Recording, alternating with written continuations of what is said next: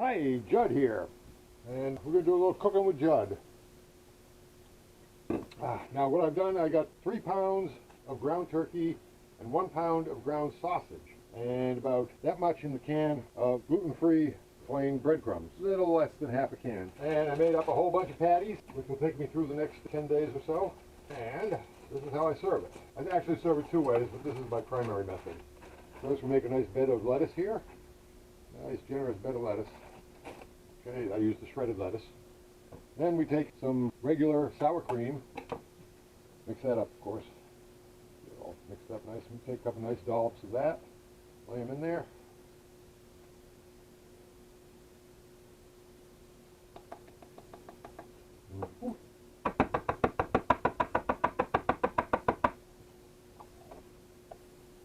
Always pat down your sour cream before you put it away.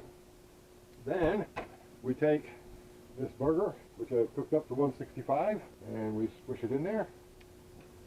Then, of course, we cover the whole damn thing with salt.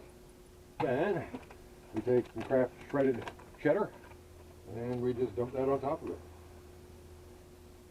Just spread that all around there, and then eat. And that is one delicious meal.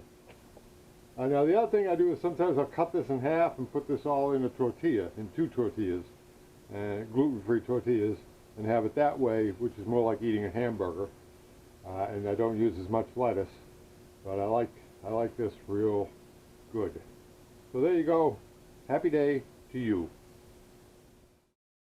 Woo-wee, that was good. That ground Italian sausage really kicked things up a notch. I'm glad I cut. If I had that straight, I'd probably be like looking for a glass of milk right now. That really livened up. There's no question of the turkey in there. That was like, wow. So there you go. Good stuff. Happy day to you.